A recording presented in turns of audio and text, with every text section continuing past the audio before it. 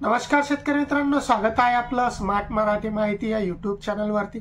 मित्रांनो, थंबनेल पाहून थोडंसं तुम्हाला आश्चर्य वाटलं असेल की आता महाडीबीटी योजनेचे जे सबसिडी भेटते ती बंद होणार किंवा महाडीबीटी स्कॉलरशिप जी आहे ती बंद होणार। तर हो, तसा एक GR जे आहे ते शासनाने काढलेला आहे। 3 जानेवारी रोजीचा हा एक GR आहे की महाडीबीटी जे स्कॉलरशिप भेटते विद्यार्थ्यांना, त्या महाडीबीटी स्कॉलरशिप जे आहे ते पोर्टलवरती आता शासनाने एक नवीन तिथे एक ऑप्शन आणलेला आहे की स्कॉलरशिप गिव्ह इट अप। जर का तुम्हाला स्कॉलरशिप नको आहे तर तुम्ही तशा प्रकारची ती स्कॉलरशिप स्वइच्छेने सरकारला दान करू इच्छिता, म्हणजे दान करू शकता।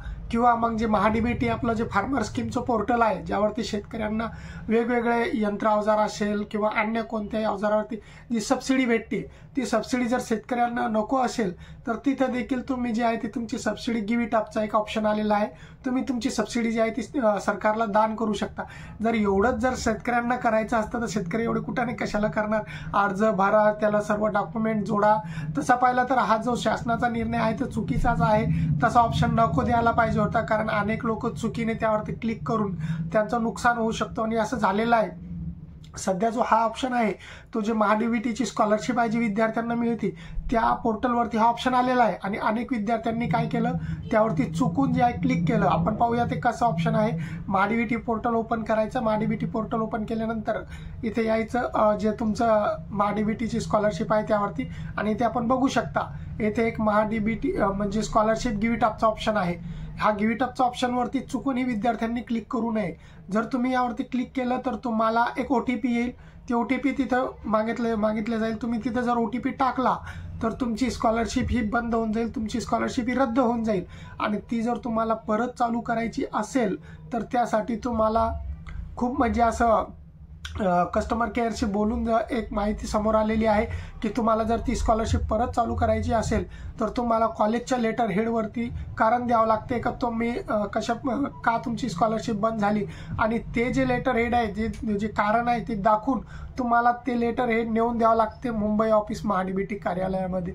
तर अशा प्रकारचं हे एक म्हणजे नको ते ऑप्शन तिथं आलेला आहे, परंतु आता आलेला आहे त्याला काही करू शकत नाही, गव्हर्नमेंटने टाकलेलं आहे। आणि अशाच प्रकारचा आता ऑप्शन हा महाडीबीटी फार्मर पोर्टलवरती देखील येणार आहे। तर शेतकऱ्यांनी जे आहे या नंतर जे अर्ज भरणार आहे किंवा तुमची सबसिडी येणार तर खूप सांभाळून काळजीपूर्वक अर्ज भरा।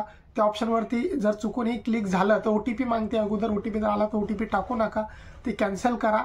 कारण का जर तुम्ही तसं केलं तर तुम्हाला यापुढे मग कोणत्याही सरकारच्या महाडीबीटी पोर्टलवरती कोणत्याही योजनेचा तुम्हाला लाभ भेटणार नाही किंवा तुम्हाला कोणतीही सबसिडी मिळणार नाही। मित्रांनो, असे जे सरकार हे नको होतं परंतु त्यांनी आता आणलं। अशाच प्रकारे अगोदर गॅसची देखील जे आहे ती सरकारने सांगितलं होते की स्वइच्छेने सबसिडी सोडा, आणि नंतर मग सगळ्याची सबसिडी ती बंद झाली।